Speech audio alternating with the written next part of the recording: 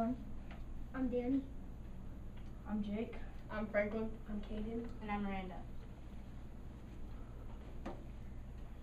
Once upon a time, there were 3 travelers.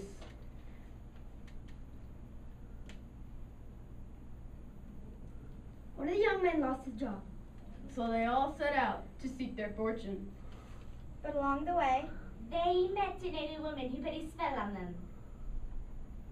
and they could only say, all 3 of us. For money. And quite right, too. Things get even more complicated when they need a sneaky innkeeper. And have to deal with a tough judge. who are all trying to deal with The 3 travelers. From Long Ago and Far Away by Paula Jo Pierce. Once there were 3 good friends. All for one and one for all. Now it happened, as it often does, that one of the young men lost his job. I lost my job. What shall I do? I have an idea. We shall all go out to seek our fortune. Maybe we'll get rich. Let's go! So they set out, but along the way, They met a native woman. The young man freeze. From this time until I say further, you are under my spell. Obey me and you shall be rewarded. For I can tell you are honest young men. From this time until I say further, you shall say no more to this every question asked to you. All 3 of us, for money and quite right too. so the young All 3 of us. For money? And quite right, too. All 3 of us. For money? And quite right, too. Good. At the end of the road you find an inn. Go there and take a room for the night. Here's the money we need. All 3 of us. For money. And quite right, too. So the young men set out for the inn. What can I do for you? All 3 of us.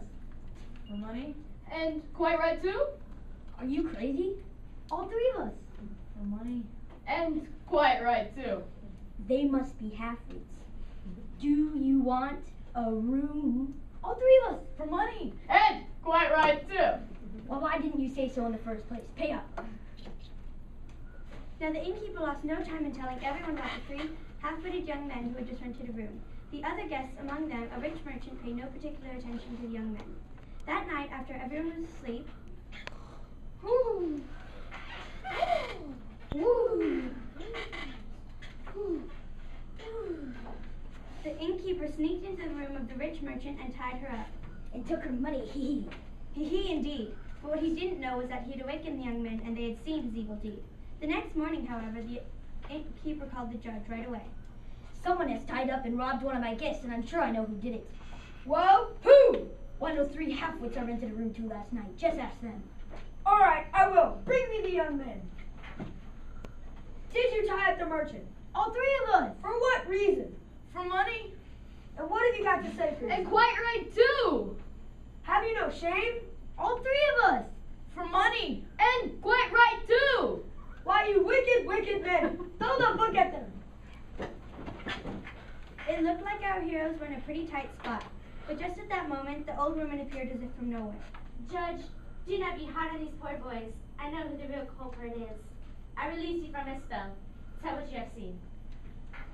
The innkeeper broke into the merchant's room last night and tied her up and took her money. And in his basement you will find all the money he has taken from other travelers. Send the innkeeper to prison and throw away the key! Now I have these stolen one in prison. You are free from my spells forever. The inn is yours and you shall have enough money. I shall see to this. All for one and one for all.